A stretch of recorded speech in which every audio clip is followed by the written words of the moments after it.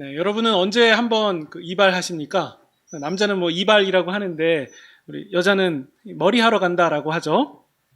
그러면 이제 미용실을 선택하실 텐데 미용실을 선택하시는 기준은 무엇입니까? 저 같은 경우에는 일단 10,000원을 넘으면 안 돼요. 네, 10,000원보다 미쳐야 됩니다. 아무리 뭐 기가 막히게 잘라도 10,000원 미쳐야 돼요. 저는 10번 가면 한 번 무료이기 때문에 그걸 다 계산하면 8,000원 정도 하는데요. 근데 저와 다르게 어떤 분은 이렇게 말씀하시더라고요. 내가 가는 곳은 좀 가격이 비싸도 결과물 하나는 진짜 마음에 듭니다. 그러니까 저는 거기 갑니다. 이렇게 얘기하세요. 그러니까 비싸더라도 갈 만한 이유가 있다는 거죠. 뭐 자주 가는 식당도 마찬가지입니다. 뭐 주차도 별로고 뭐 인테리어도 별로고 한데 거기 음식 맛이 기가 막히기 때문에 그래서 그것 때문에 불편해도 마음에 안 드는 요소가 있어도 거길 갑니다. 네, 이렇게 말씀하시더라고요. 우리 애착이라는 말이 있잖아요. 사람들은 야, 그 낡았어, 구멍 났어, 버려 이렇게 하지만 나는 좀처럼 버릴 수 없는 그런 물건이라던가 어떤 무엇이 있잖아요.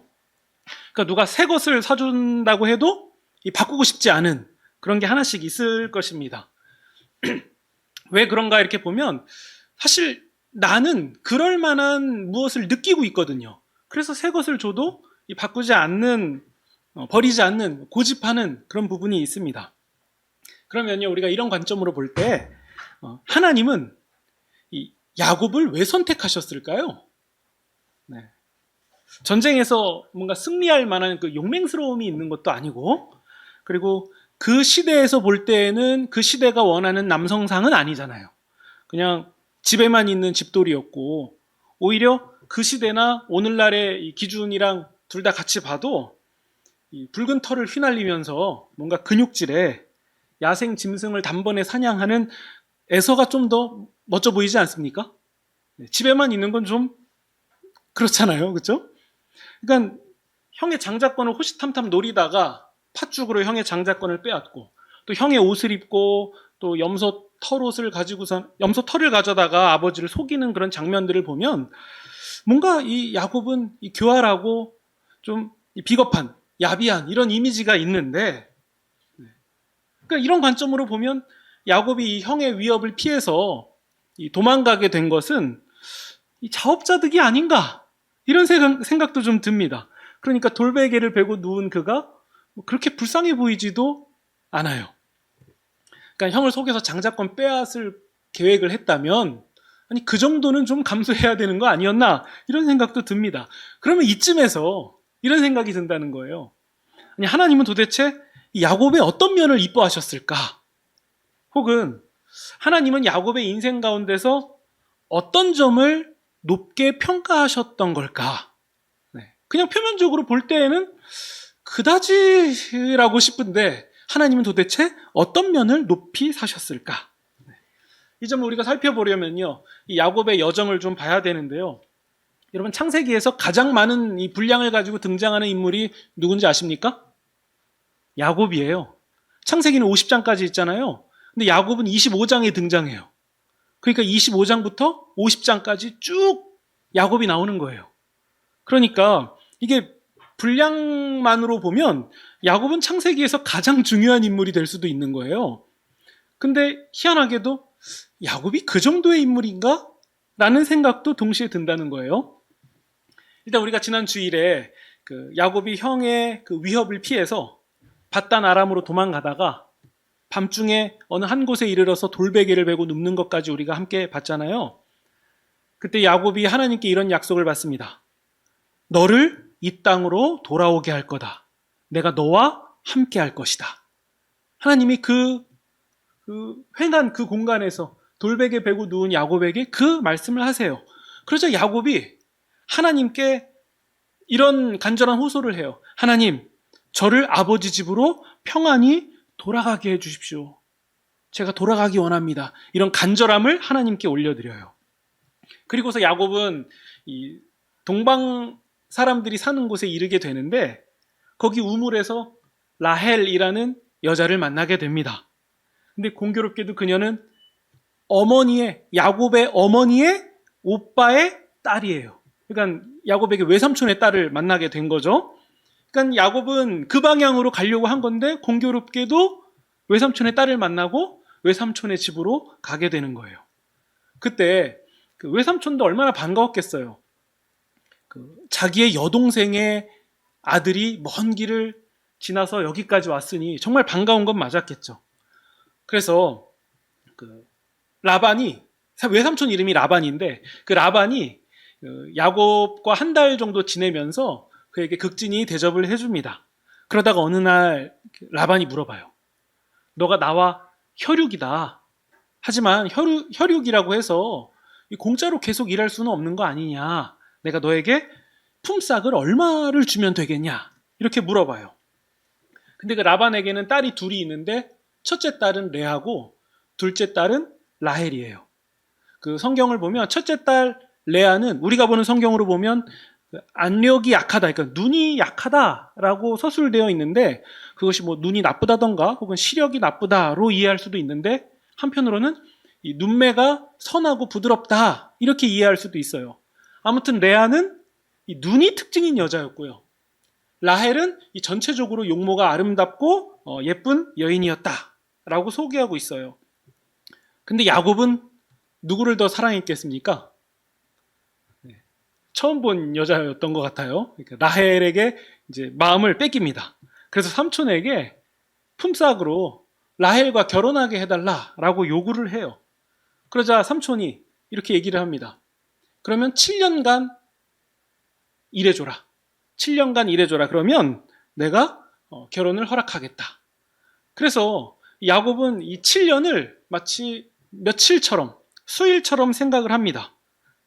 그리고서는 7년이 지나서 기한이 돼서 삼촌에게 요구해요. 이제는 결혼을 허락해달라. 그래서 사람들을 모아서 잔치를 합니다. 그리고서 그날 밤에, 그 첫날 밤에 삼촌 라반은 라헬이 아니라 첫째인 레아를 야곱에게다 데려다 줍니다. 근데 그때 무슨 전구불이 있겠습니까? 전기도 없으니까요. 아주 어두운 밤에 몰랐겠죠, 누군지. 그리고서 첫날 밤을 보내는데 아침에 해가 뜨고 나서 안 거예요. 라헬이 아니라 레아와 결혼했다는 사실을 깨달은 거예요. 그러니까 삼촌이 속인 거죠. 야곱은 삼촌에게 항의합니다. 왜 나한테 이렇게 했냐고. 그래서 삼촌이 얘기를 해요. 아니, 우리 지역에는 작은 딸을 먼저 시집 보내는 일이 없다. 그러니까 네가 이걸 받아들여야 된다. 대신 7일 정도 지나면 작은 딸도 주겠다. 근데 그냥 주는 게 아니라 7년을 더 일해달라. 그러니까 이제 완전히 속임당한 거예요. 그러니까 처음부터 삼촌은 이 라헬을 먼저 결혼시킬 마음이 없었던 것 같아요. 혹은 7년만 일 시킬 계획이 아니라 14년을 시키려고 이 마음을 먹었던 걸로 보입니다. 근데 이런 걸 보면요. 야곱이 누구를 속였습니까? 이삭을 속일 때. 이삭의 눈이 잘 안 보였잖아요. 근데 이번에는 야곱이 삼촌에게 속는데 눈이 특징인 여인과 결혼하게 돼요. 그러니까 이런 상황들을 보면서 야곱이 무슨 생각을 했을까요? 야, 이 삼촌이 나를 속이긴 속였지만 나도 사실은 누군가를 속이다가 여기까지 온 거 아닌가. 이런 생각이 들었을 거예요. 그러니까 삼촌에게 항변을 하면서도 사실 이 상황을 다 삼촌도 알고 있거든요. 그러니까 강력하게 항의를 못했을 거예요. 자기도 좀 찔리는 부분이 있었을 거죠. 그러니까 어떻게 보면 야, 이거 자업자득인가 이런 생각도 들었을 겁니다. 어쨌든 야곱은 7년을 더 일하게 됐어요. 굉장히 절망스러웠을 겁니다. 그러니까 속이던 인생이 이제는 속는 인생이 된 거예요. 그러면서 동시에 내가 아버지 이삭과 형 에서를 속일 때에도 이런 마음이지 않았을까? 이런 생각도 좀 들었을 겁니다. 그러면서 이제 이렇게 시작된 야곱의 가정에 이 불행이 조금씩 싹트기 시작합니다. 아무래도 야곱은 이 라헬을 좀 더 사랑했던 거죠. 그러니까 편애가 시작된 거예요. 그러니까 야곱이 자라면서도 부모의 편애를 받았는데 이제는 자기가 편애하는 사람이 돼버린 거예요. 자기도 그걸 인지 못했겠죠. 그러면서 하나님이 보실 때에는 첫째 딸인 레아가 좀 불쌍한 거예요. 그래서 남편에게 사랑받지 못함을 보고 하나님이 불쌍히 여겨주셔서 그 태를 열어주십니다. 근데 반대로 라헬은 자녀가 없었어요. 그러면서 레아는 연달아서 아들을 4명이나 낳았는데요. 그럼 여러분 생각해 보세요. 그 가정이 어떻게 되겠습니까? 라헬의 마음은 어땠을까요? 괴롭죠. 내가 더 사랑받는데 실상 자식은 언니가 더 잘 낳아요. 그러니까 그 당시 고대 관점에서 볼 때에는 자식이 정말 중요한데, 근데 자기는 자식이 안 생기고 언니는 자꾸 생기고, 근데 사랑은 내가 받고, 이런 갈등이 그 가정 안에서 계속 있는 거예요. 그러면서 라헬이 이렇게 얘기합니다. 남편에게 이렇게 말하는데요. 나도 자식을 좀 낳을 수 있게 해달라고. 안 그러면 나는 죽어버리겠다고 얘기를 합니다. 그러니까 이런 얘기를 들으니까 야곱이 어떻겠습니까? 화가 날 수밖에 없죠. 굉장히 화가 납니다. 이거 내가 어떻게 하냐고. 하나님이 하시는 일이지. 내가 어떻게 이걸 할 수 있냐고 얘기해요. 그래서 라헬은 자기의 여종을 데려다가 남편에게 자식을 낳아달라고 얘기해요. 그리고선 그 여종에게서 자식이 둘이 나옵니다. 그러면 레아가 가만히 있겠습니까? 레아도 자기의 여종을 데려다가 남편에게 줍니다. 그래서 거기서도 자식이 둘이 생겨요. 그러니까 이런 식으로 계속 자식 경쟁이 일어나는 거예요. 잦은 싸움은 계속 일어났고, 자식이 많은 건 좋은데 야곱에게 있어서 행복한 삶은 아니었어요.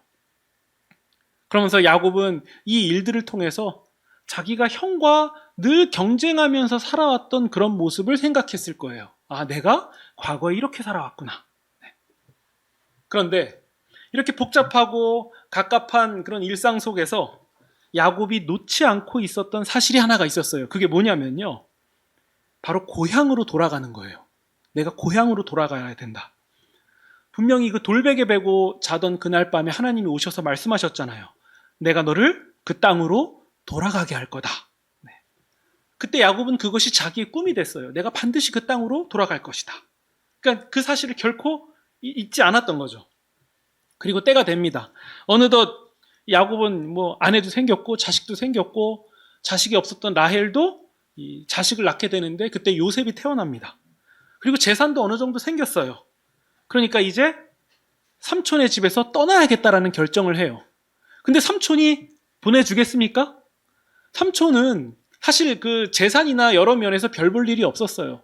근데 하나님이 야곱에게 복을 주시니까 덩달아서 삼촌의 집안도 같이 흥왕하게 된 거예요. 그러니까 라반도 그걸 알고 있었죠. 그러니까 야곱을 보내기 싫은 거예요. 보낼 이유가 없죠. 그러자 야곱은 어떻게 했습니까? 도망가기로 결정해요. 삼촌이 보내주지 않으면 도망가야지. 그러면서 이런 얘기를 합니다.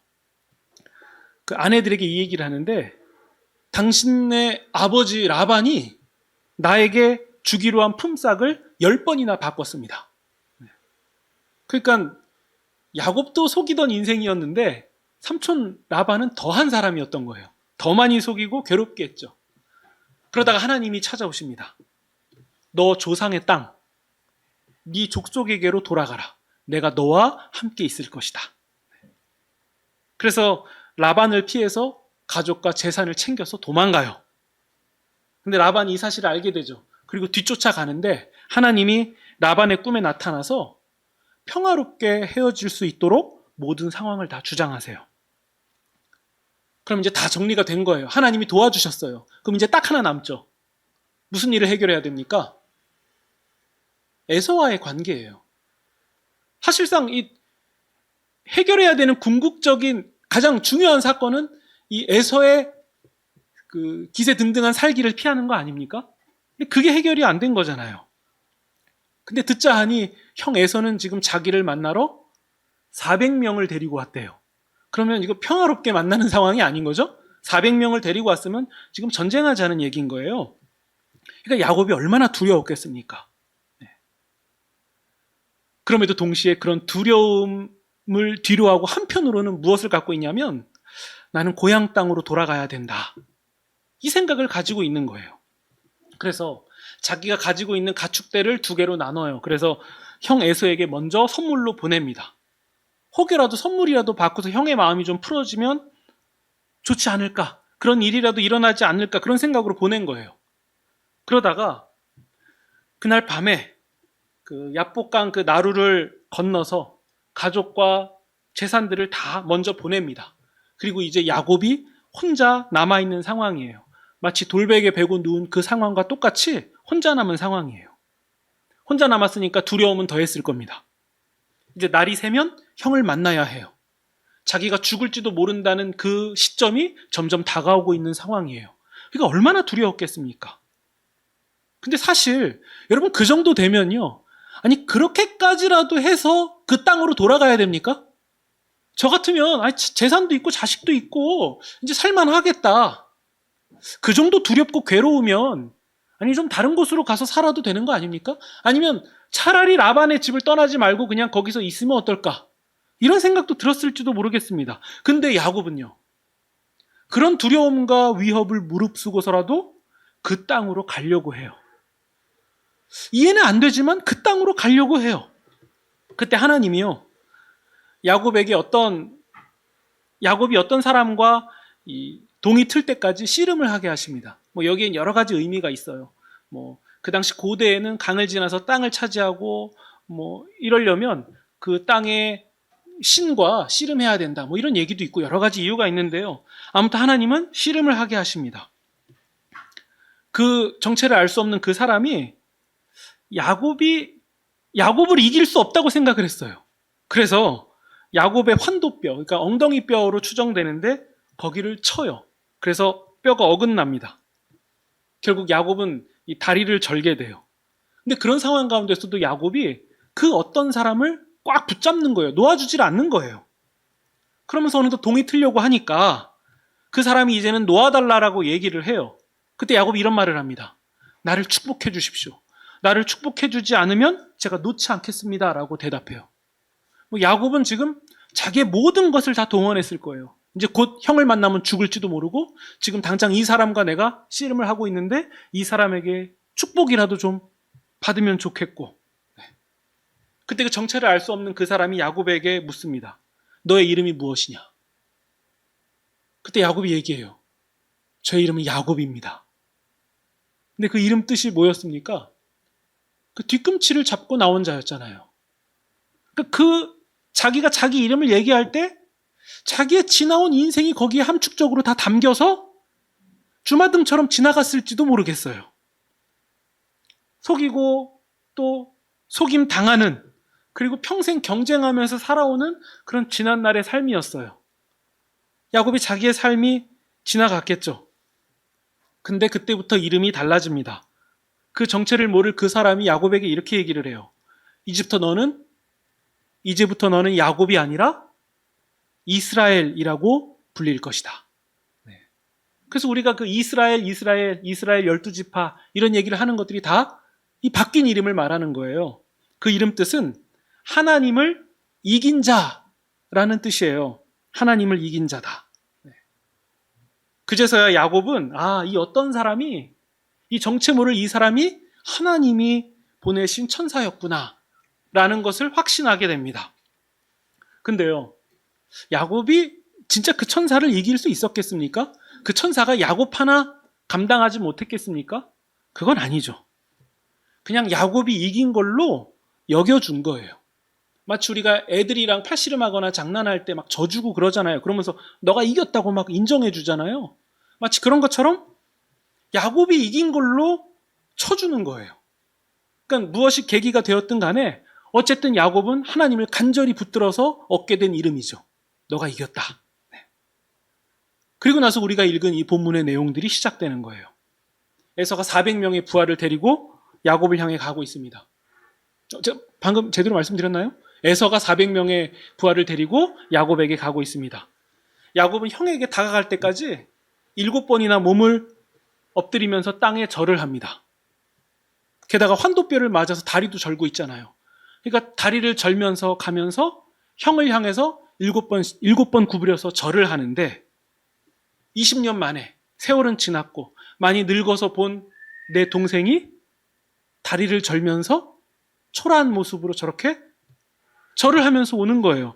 그러니까 어쩌면 한편으로 그 환도뼈가 어긋나게 된 게 하나님이 좀 불쌍하게 만들어서 에서의 그 동정심을 자극하려고 한 게 아닌가 이런 생각도 좀 드는데요.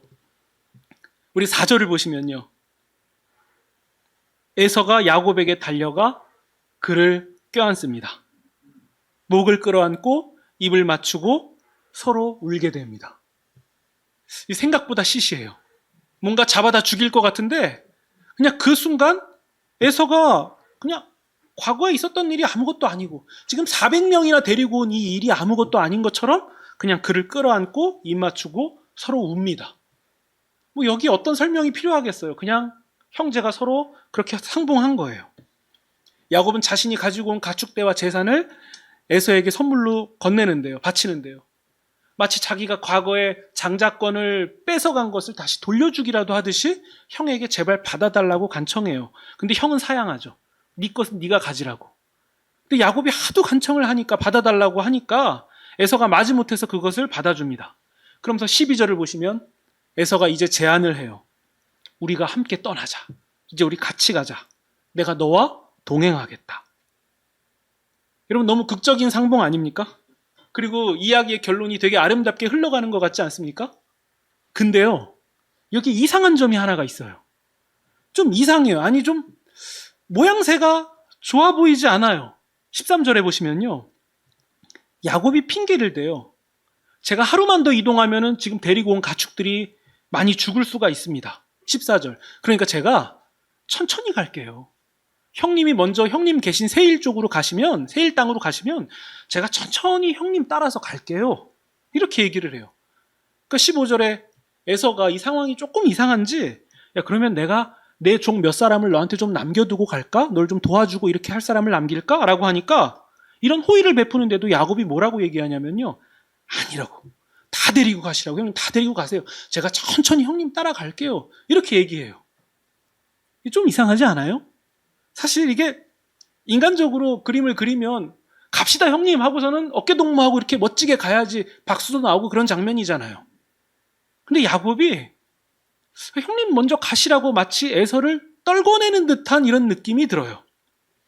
그러면서 17절을 보시면 야곱이 어디로 가냐면요. 숫곳이라는 지역으로 가요. 결국 형을 따라가지 않는 거예요. 아주 의도적으로 그랬다는 게 좀 보입니다. 그리고 18절. 결국 어디로 가냐면 가나안 땅으로 가요. 가나안 땅 세겜 성읍에 도착합니다. 그리고 19절. 그 땅의 소유를 확실히 하기 위해서 땅값을 다 지불하고 그 땅을 기어코 사는 장면이 나옵니다. 그러니까 이렇게 극적으로 상봉하는 상황 가운데서 인간적으로 생각하면 형이랑 같이 가는 게 가장 멋진 그림이잖아요. 그래서 형제의 우정도 좀 드러내면 좋잖아요. 근데 그런 위급했던 상황 그리고 극적으로 화해하는 이런 상황 가운데서도 야곱이 그 머릿속에서 놓지 않고 있던 생각 하나가 뭐냐면 나는 가야 된다는 거예요. 하나님이 다시 되돌아가야 된다고 했던 그곳으로 가야 된다. 그것을 아주 집요하게 생각하고 있었던 거예요. 모양새가 없어도 상관없으니까 그걸 아주 집요하게 생각하고 있었던 거죠. 여러분 이것을 집념이라고 단어를 바꿔서 표현하면 어떻습니까? 집념. 여러분 이전에 창세기 23장에 보시면요. 아브라함도 이와 비슷한 일을 합니다. 자기 아내 사라가 죽었을 때 그 막벨라 굴을 사게 되는데요. 그 땅 소유주가 이 아브라함의 명성을 알고 있어서 제가 아브라함님께 드릴게요. 그냥 가지세요라고 적극적으로 그냥 가지라고 얘기하는데도 저 같으면 고마워요 하고 바로 냉큼 가졌을 텐데 아브라함은 그렇게 하면 안 된다고. 기어코 굳이 땅값을 지불하는 얘기가 창세기 23장에 기록되어 있어요. 그렇게 중요해 보이지 않는데 그것을 아주 세세하게 창세기 23장에서 기록하고 있다는 거죠. 그러면서 기어코 값을 지불해서 자기의 소유인 것으로 확정합니다. 근데 야곱도 그래요. 야곱도 가나안 땅으로 가서 처음 한 일이 뭐냐면 땅값을 지불하고 그 땅을 사는 거예요. 그러면 야곱은 딱 갔더니 여기 땅값 오를 것 같아서 내가 돈 주고 사고 뭐 이런 개념이었겠습니까? 그것도 아니었어요. 사실 야곱에게는요. 이제는 땅 그 자체가 그렇게 중요하지 않게 됐어요. 왜냐하면 자기가 돌베개를 베고 누웠던 그 황량한 땅, 벌판 같은 그곳에서 아무것도 없는 칠흑 같은 어둠 가운데서 그는 깨달았거든요. 하나님이 계신 곳이 하나님 집이구나. 여기도 아니고 저기도 아니라 하나님이 계신 곳이 나에게 의미 있는 곳이구나. 이걸 야곱은 알았던 거예요. 그러면서 그가 이렇게 고백하잖아요.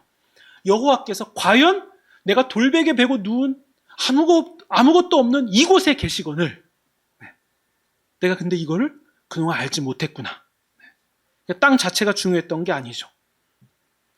아브라함이 아니라 야곱은 그 땅으로 돌아오게 할 것이다라는 하나님과의 언약, 그것을 굉장히 중요하게 여겼고 그것에 대한 굉장한 집념을 보여줬던 거예요. 근데 여러분, 야곱은 여기서 끝나는 인물이 아니에요. 창세기 50장에 보면요, 야곱이 죽는 내용이 나오거든요. 야곱의 장사에 대한 얘기가 나오는데요, 야곱이 어떤 유언을 남기냐면요, 내가 죽을 때, 그때가 어느 상황이냐면, 여러분 요셉 이야기가 한참 지나간 상황이니까 야곱 일가가 애굽에서 살게 된 내용 아시죠? 그러면서 출애굽기로 넘어가면서 이스라엘 백성이 쭉 애굽에서 살잖아요. 그러니까 지금 야곱이 죽는 시점은 애굽이에요. 애굽에서 야곱이 죽으면서 유언을 남기는 거예요. 내가 죽거든 내 시신만큼은 가나안 땅에다 묻어주면 좋겠다고. 그렇게 해야 된다고. 그러니까 야곱은 죽는 순간까지 일평생 한 가지만 생각하는 거예요.